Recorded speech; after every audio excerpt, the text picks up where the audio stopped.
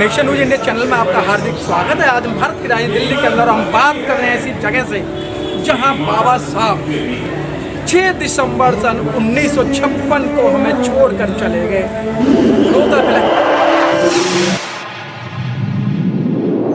इस news channel पर जो भी वक्ता ने कहा वो उसकी अपनी राय है, जिसकी पुष्टि नेशन न्यूज इंडिया नहीं करता। छोड़कर चले गए, रोता बिलखता हुआ छोड़कर चले गए। आज उनकी याद में आज 68वां परिनिर्वाण दिवस मनाया जा रहा है और जो बीच में महिला हैं आज उस दिन को याद कर रहे हैं। अगर बाबा साहब कुछ दिन और होते तो हमारा और ही कोई महत्व होता। हमारे बीच में समाज सेवी का सुजाता नंदेश्वर जी हमारे बीच में। जी आज के दिन बाबा साहब रोता बिलखता हुआ छोड़कर चले गए, अचानक चले गए और ऐसा लगता है कि बाबा साहब हमारे बीच होते तो और कुछ हमारा भला होता। जिस तरीके से बाबा साहब ने संविधान लिखकर महिलाओं को उद्धार करने की कोशिश की और बाबा साहब ने महिलाओं के लिए बड़े पैमाने पर काम किया, तो क्या लगता है आपको? जय भीम नमो बुद्धाय। मैं सुजाता नंदेश्वर दिल्ली से। हमें लगता है आज इस जगह पे हम लोग आए हैं, यहाँ से ही बाबा साहब ने अंतिम सांस ली थी। और अगर और बाबा साहब ज़्यादा उम्र के नहीं थे तो 64 एज में अगर बाबा साहब और रहते तो शायद हमारे लिए इतना कुछ कर जाते। उस बात का खंत हमें आज भी है। अगर उन्होंने अपनी इतनी एज के कार्यकाल में क्या नहीं किया अनुसूचित जाति जमाती और सारी महिलाओं के लिए और सारे लोगों के लिए जिन्होंने संविधान लिखा था, उसके तुरंत बाद उन्होंने बुद्ध धर्म की दीक्षा ली और उसके तुरंत बाद वो एक्सपायर हुए। तो वो जो दुख हमें है कि इतना बड़ा व्यक्तिमत्व, इतना बड़ा व्यक्ति इतनी जल्दी चला गया हमें छोड़ के। अगर वो रहते तो शायद हमारे लिए बहुत कुछ कर जाते और इतना कुछ कर जाते तो शायद संसद में हमारे लोग बहुत से ज़्यादा लोग हमारे संसद में पहुँचे रहते। उसका एक दुर्भाग्य है कि हम लोग वहाँ तक अभी भी हमें कहीं ना कहीं हम लोग अभी भी कोई वंचित पीड़ित समाज में आज भी हमें ठहराया जाता है, आज भी हमें गिना जाता है।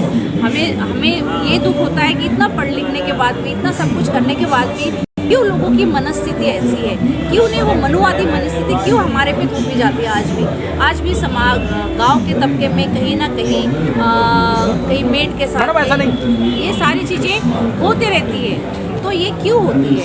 अगर बाबा साहब रहते ना तो आज भी हमें लगता कि ये सारी चीज़ें खत्म हो जाती। मैं तो सुजाता जी आपके पास दोबारा आता हूँ हमारे बीच में। मैडम क्या नाम है आपका? मैं संध्या आजम खान हूँ। संध्या आजम खान जी सर। और ये अभी सुजाता जी कह रही हैं बाबा साहब और कुछ दिन हमारे बीच होते हैं तो बहुत कुछ लेके जाते हैं। तो ऐसा क्या बचा है? बाबा साहब के साथ कुछ लेके तो गए जी, सब यही छोड़ के गए जी। और क्या मिलता है? मैं ये चाहूँगी कि यदि बाबा साहब हमारे बीच होते तो आज जो संविधान के साथ जो छेड़छाड़ हो रही है वो कभी भी ना होती, ना किसी की हिम्मत होती। ये मेरा एक मेजर पॉइंट है। और दूसरी बात ये है कि जो हमें फैसिलिटी बाबा साहब ने प्रोवाइड की है, जैसे कि मैटरनिटी लीव जिसके बदौलत हम अपने बच्चों को बड़े कर पाए और आज हम जिस पद पे खड़े हैं, जिस जगह पे खड़े हैं, आज हम एक बहुत अच्छी पोजीशन होल्ड करते हैं, वो किसकी बदौलत है? हमारी डॉक्टर बाबा साहब की वजह से। और हम यदि वो होते आज हमारे बीच तो हमें किसी की भी इतनी हिम्मत नहीं होती हमें छेड़छाड़ करने की और भी कुछ।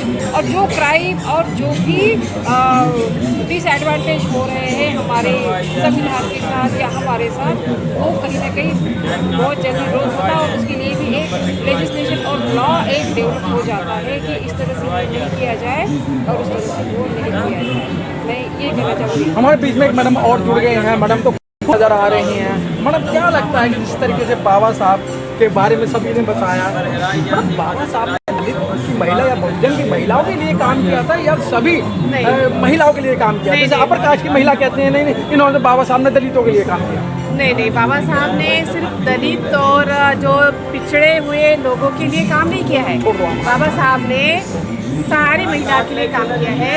उन्होंने हिंदू कोड बिल जो था वो सबके लिए था, ये नहीं कि सिर्फ निचले लोगों के लिए था या महिलाओं के लिए था। हिंदू कोड बिल की वजह से आज हम यहाँ पे खड़े हैं। अगर हिंदू कोड बिल बाबा साहब ने पास नहीं किया होता तो आज महिलाएं जो भी सारे समाज के महिलाएं आज दबी कुचली होती।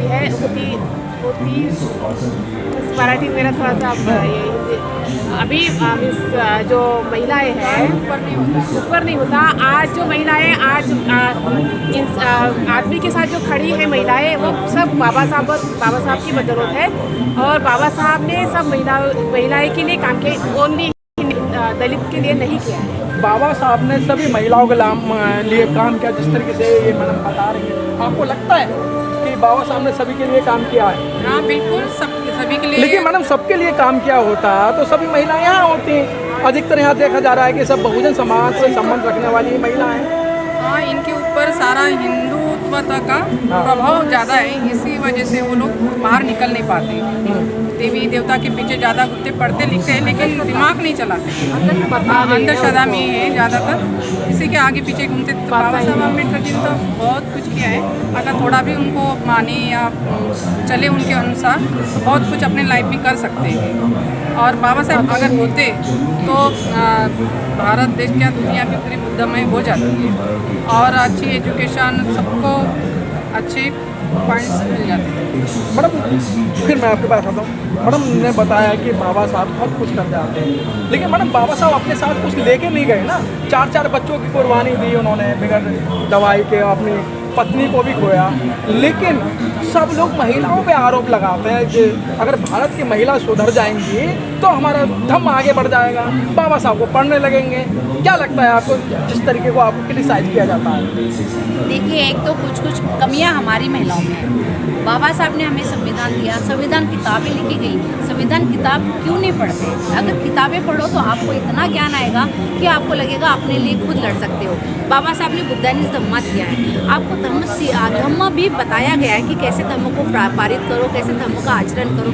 लेकिन ये कमियां इसलिए है कि वो पढ़ते नहीं है। अगर वो महिलाएं बुद्धानिज धम्म पूरी तरीके से पढ़े और उसको फॉलो करें, काफ़ी सारे हमारे वो उसमें बुद्ध ग्रंथ भी है, बुद्धानिज धम्मा के अलावा बहुत सारी किताबें बाबा साहब लिखे गए, बड़े बड़े विचारक लिखे गए। अगर वो हम किताबें पढ़े तो आज भी हमारी महिलाएं पीछे नहीं रह सकती। लेकिन मैडम आप कहीं पीछे नहीं रह सकती हैं। देश को आज़ादी हुए 74 साल हो गए, आज भी रात को 2 बजे जला दिया जाता है, माँ बाप से नहीं पूछा जाता, मूछ रखने पे मार दिया जाता है। और अभी आपने देखा मणिपुर की घटना है कि महिला को नग्न अवस्था में घुमाया जा रहा है। इतना ही नहीं का अपर कास्ट का व्यक्ति एक गरीब व्यक्ति पे वो पेशाब कर देता है, तो अब कहाँ स्वतंत्र है, कहाँ आपका संविधान काम कर रहा है?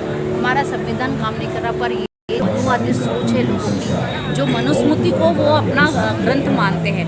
वो लोग, उनकी जो सोच जो है, मनुवाद को जो मानते हैं या मनुस्मृति को अपना ग्रंथ मानते हैं, जिसमें महिलाएं या शोषित वर्ग है, इन्होंने ये हमारे ऊपर नहीं जाना चाहिए, ये शिक्षित होकर ऊपर नहीं जाना चाहिए, इसलिए वो अभी भी दबाते हैं कि अगर ये हमारे बराबरी नहीं बैठना चाहिए। ये उनके मन में इतना वहम है, उनको लगता है हम इनको प्रताड़ित करेंगे तो शायद ये समाज फिर नीचे दब जाएगा, पर ऐसा नहीं है। लेकिन मैडम आप फिर करिए, ऐसा नहीं है। वो मात्र 3.5%, मान लो 15% लोग हैं, आप 85% की बात कर रही हैं। क्या 85% इतना कमज़ोर हो गया है कि 15% से वो डर रहा है और वो जैसे चाहेगा वैसे अत्याचार करवाएंगे? यही तो कमी है हमारे समाज में। हमारे समाज की महिलाएं, अगर महिलाएं और सारे, सिर्फ महिलाओं को नहीं मैं बोलती, जितना भी वर्ग है, 85% हमारे लोग। मैडम कुछ कह रही है, मैडम क्या लगा? हाँ सर, आपका जो सवाल था कि आप महिलाएं अगर सुधर जाती है तो समाज कुछ आगे बढ़ जाता है, इसके ऊपर मेरा ये जवाब है सर, महिलाओं को समझने की ज़रूरत है। महिलाएं पहले से ही सुदृढ़ है, सशक्त है और अपने नॉलेज से भी कहीं ना कहीं अपग्रेडेशन है। आप यह देख रहे हो कि राष्ट्रपति, हमारे जो देश की राष्ट्रपति है महिला ही है, तो आप ये, मुझे नहीं लगता है कि कहीं ना कहीं महिलाओं को बहुत ज़्यादा सुधरने की ज़रूरत है। मुझे ये कहना है कि महिलाओं को समझने की ज़रूरत है, महिलाओं को फैसिलिटेट करने की ज़रूरत है, महिलाओं को साथ लेकर चलने की ज़रूरत है, मुझे ये कहना है सर। लेकिन मैडम वो तो बाबा साहब ने भी कहा था कि अगर मैं उन महिला की और या समाज की उन्नति वाली बात करूं तो जो महिला अगर संपन्न है और महिला थोड़ी आगे बढ़ रही है तो वो समाज भी आगे बढ़ रहा है। लेकिन ऐसा देखने में नहीं आ रहा है, और आज भी आरोप लगा देते हैं कि महिलाएं सब जो अंधविश्वास में, पाखंडवाद में, और कहीं कोई करवा चौथ रख रही है, कोई अष्टमी रख रही है, बात तो वही चल रही है ना। नहीं, देखो, ये पहले जैसी बात नहीं रही, कुछ परसेंट काफ़ी चेंजेस हुआ। जी। हम ये नहीं बोल सकते ये समाज की महिलाएं सुधरी नहीं है, सुधरी है काफ़ी। यानी जो हम आजकल का दौर देखा, आज यहाँ जो महिलाएं देख रहे हो, ये उस जो समाज ने जो रूढ़िवादी जो परंपरा डाली थी ना, इसको तोड़ के हम लोग बाहर निकले हुए हैं। आज हम लोग 10 निकले, फिर 20 निकलेंगे, 100, अभी टाइम लगेगा इनको चेंज होने के लिए। पर वो मैडम 74 साल हो गए, 74 साल हो गए, और ज़्यादा टाइम नहीं है आपके पास। 1000 साल क्या 6000 साल की बताड़ी तो अब 70 साल में सुधारना बाबा साहब अम्बेडकर जी ने कर दिया है, तो और टाइम लगेगा 5000 साल का पुराना जोरों शोरों से लगे कि हाँ, महिलाओं को 5000 लोगों का तो बाबा साहब अम्बेडकर ने 70,000 में करवा दिया, 70 साल में। 70 साल में जी। सर मुझे ये कहना है, तो टाइम लगेगा इसमें। आपने कहा 74 साल हो गए। सर आप ये देखिए ना कि 74 साल के पहले सोचिए और अभी के आप सिनारियो देखिए कि कितना मेजर डिफरेंस है ना, कितनी सुधार हो रही है समाज में। और हम महिलाएं हम अपनी तरफ से बहुत कोशिश कर रहे हैं कि अंधश्रद्धा में ना जाए, अंधश्रद्धा को फॉलो ना करें। हमारा एक रमाई ग्रुप है, वो रमाई ग्रुप के जरिए भी हम सबको सशक्त करते हैं, सबको नॉलेज देते हैं, सबको अपग्रेड करते हैं। इसलिए हमारी मंथली मीटिंग भी होती है, इसके जरिए हम अपने समाज में अच्छा मैडम, एक कड़वा क्वेश्चन है, उसको सुन के आप भी थोड़ा एहसास करेंगे, सब इकट्ठे आ जाएं। मैडम जो महिलाएं या जो पुरुष शहर में आ गए, आप शहर में आए तो आपके परिवार की आस्था थी कि मेरी बहन, मेरी चाची, मेरी ताई शहर में थोड़ा भला करें। वो यहाँ अपने बच्चे और टीवी पर मस्त हो गए, उन्होंने अपने बच्चे जो गांव देहात में रह रहे हैं उन्होंने की कोशिश नहीं की। लगता है ना आपको, अगर यही लोग अगर गांव देहात के अंदर उन लोगों को उठाने का काम करते तो ये 74 साल नहीं, वो तो पहले ही लोगों के विकास की भावना आ जाए। सर आपकी बात बिल्कुल सही है, कहीं ना कहीं हम लैकिंग है। मैं ये नहीं कह रही हूँ कि हम 100% हम अब तो मार्क पहुँचे हैं, कहीं ना कहीं हमने पीछे छोड़े हैं। जो आपका सवाल था उसके लिए भी मैं 0.5% में एग्री हूँ कि हम, लेकिन हमारी कोशिश सर यही है कि हम गांव देहात में जाके भी हम मैडम कह रहे 4 पॉइंट पे ही ये बात नहीं है। नहीं लगता आपको अगर आप लोग थोड़ी भी कोशिश करते गांव देहात में परिवार को उठाने के लिए, आज उन्नति करते हैं ना? कोशिश तो करते हैं, इतनी कोशिश भी वो अगर बेनिफिट ले तो आगे जा सकते हैं अपनी। लेकिन नहीं, बाबा साहब का आरक्षण पढ़े लिखे जो लोग थे वही ले रहे हैं और उन्हीं का परिवार ले रहा है। अगर उस जिन्होंने पढ़े लिखों ने आरक्षण ले लिया, अगर गरीब लोगों को भी आरक्षण मिलता तो वो आगे बढ़ते हैं, लेकिन ऐसा नहीं हो रहा है। जी एक्चुअली क्या है, आरक्षण का एक्चुअली गाँव तक हमको पता नहीं है कि आरक्षण के तहत हमको अधिकार कौन से हैं। नहीं तो अगर वहाँ पे अगर जाके हम शिक्षित करें, वहाँ जाके अगर हम बताएं तो वहाँ का भी हर इंसान, हर एक को पता चलेगा कि मुझे आरक्षण के तहत मुझे इतना कोटा है मेरा और इसमें मुझे आरक्षित सीट मुझे मिल सकता है। अच्छा मैडम, मानते ना पढ़े लिखों की गलती है ना, वो गाँव में समझा नहीं रहे ना, है ना? गलती है ना, गलती है, गलती मानते हैं ना, ये गलती मानते हैं कि जो पढ़े लिखे लोगों ने, मैं नेचुरली हम भी है कि हम पढ़े लिखे कोशिश तो करते गाँव में जाके कुछ समझाने की, लेकिन और हमने करी भी है कोशिश। जी मैडम, लास्ट गलती भी ये है कि हम नहीं जाते हैं, नहीं जाते, हमारे परिवार रिश्तेदार इन्हीं को ऊपर उठाने की कोशिश करते हैं और लोगों को नहीं उठाने की कोशिश करते हैं। बहुत अच्छी बात। बाबा साहब ने जो संविधान में जो सबसे ज़्यादा अगर काम किया तो इन महिलाओं के लिए भी काम किया, और काम ही नहीं, उन्होंने अपनी अच्छी सोच इन महिलाओं के लिए भी। क्या लगता है कि जिस तरीके से 33% आरक्षण मोदी जी ने महिलाओं के लिए कर दिया, उसमें कुछ मिलेगा आपको? इसका मोदी जी ने नहीं किया, ये संविधान में लिखा हुआ है। पहले से लिखा हुआ है। हाँ, मोदी जी ने कुछ नहीं किया है, मोदी जी का कुछ नहीं है, मोदी जी तो अभी बने सर।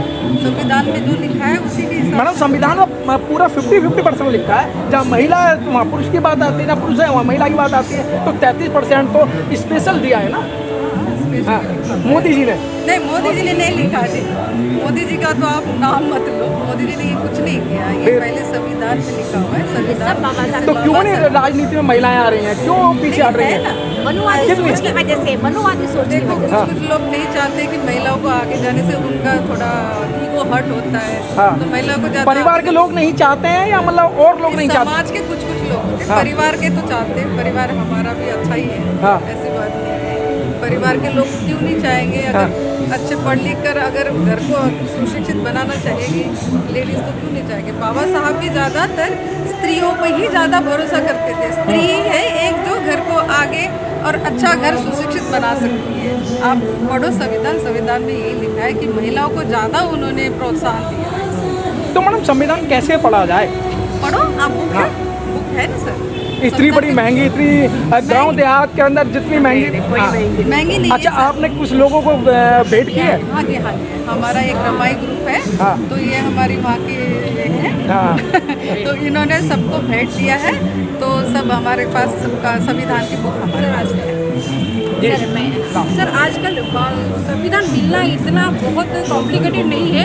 आजकल आप PDF देखोगे, उसका YouTube में कहीं ना कहीं आपको मिल जाता है। ऐसे संविधान मिलना मुश्किल नहीं है, महंगा भी नहीं है, तो वो इजीली अवेलेबल है। वो बात तो तब होती है जब वो पढ़ने वाले की चाहत हो, वो पढ़ना चाहता हो और इम्प्लीमेंट करना चाहता हो। संविधान पढ़ने से कुछ नहीं होगा, उसका इम्प्लीमेंटेशन ज़रूरी है। सर हम अपने दिल से, तहे दिल से शुक्रिया करते हैं आप लोगों का कि हमारी जो बातें हैं आप लोगों तक पहुंचा रहे हो और हमें इतना सपोर्ट कर रहे हो। Thank you for everything. जो महिलाएं घरों में बैठी हैं उनको बाहर निकल के आना होगा, अगर नहीं आई तो बड़ी दिक्कत है। और जिस तरीके से ये महिलाएं धाड़ रही हैं, और बाबा साहब ने कहा था शिक्षा वो शेरनी का दूध है, जो पिएगा धाड़ेगा। इन्होंने दूध पी लिया है, वो संविधान पढ़ लिया है, बाबा साहब को पढ़ा, ये धाड़ हैं। और जो घरों में अत्याचार सहन कर रही हैं, मार खा रही है, पिटाई खा रही है, कोर्टों के चक्कर काट रही हैं, वो बाबा साहब को ना पढ़ने के कारण ही ये नौबत आ रही है। अगर बाबा साहब को पढ़ा होता, संविधान को पढ़ा होता, तो इसी तरीके से धाड़ नहीं होती और राजनीति में कब्जा करने के लिए तैयार हो रही होती। कैमरामैन राजेंद्र मस्ताना के साथ मनोज पिकपाल, 26 अलीपुर रोड, दिल्ली से। बहुत बहुत